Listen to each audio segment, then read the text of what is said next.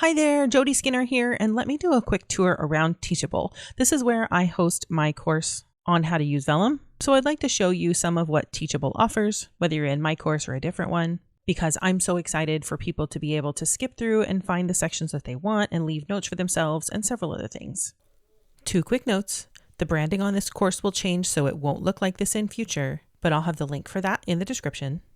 And also, this is Teachable's website view on desktop. They do have an app for iPhone or iPad, but accessing Teachable's website through a mobile browser works pretty well on both Apple or non-Apple devices. So when you're in the main course page of one that you have a subscription to, or whether you've purchased the course outright, if you've been in the course before, it should prompt you to pick up wherever you left off the last time you were in there. Otherwise, at least in my case, the entire course is open as soon as somebody has access to it, so you can scroll down and pick through individual lessons or go through from start to finish.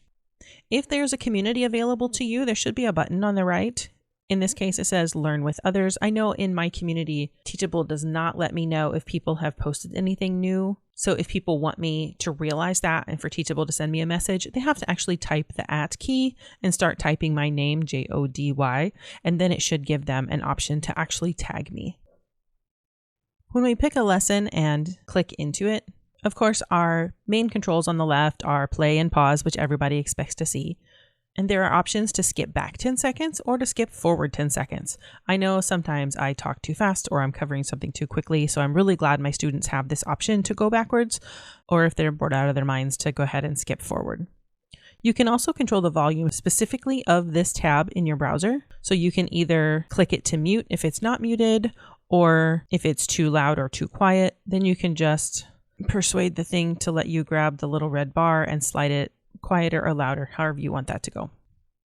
The next option is the subtitles option. If that's there for you, you can toggle the switch on and off. And if it's toggled on, there are some style options that you can change, whether you want black background or white background.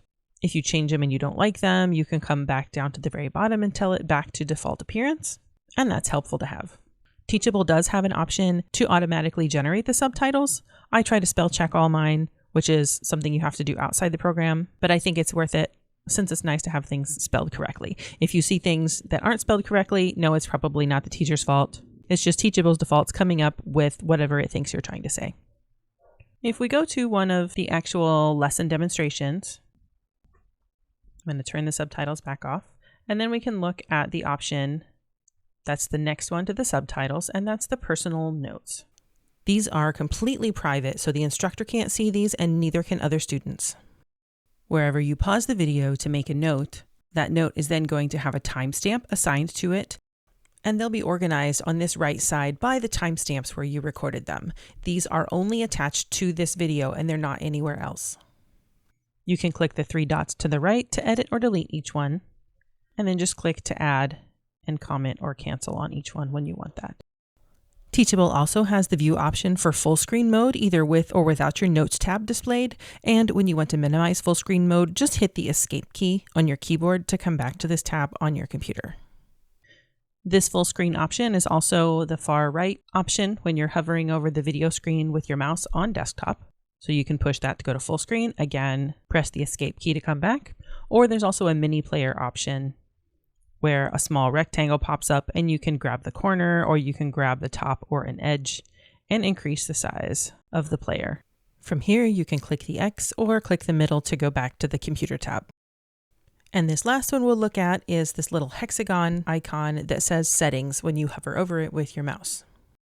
When you click that, you can come into the video quality, which you can set to a lower option if your video is lagging, or you can come to the speed option. Some people talk too fast. I'm one of them that has to fight not to, so you have a 3/4 or a half speed option, or you can speed things up if the teacher is more of a slower spoken person.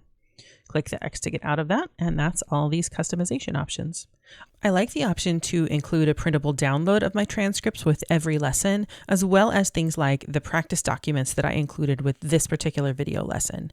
I also include the transcript below the video, but whatever is included depends on the instructor.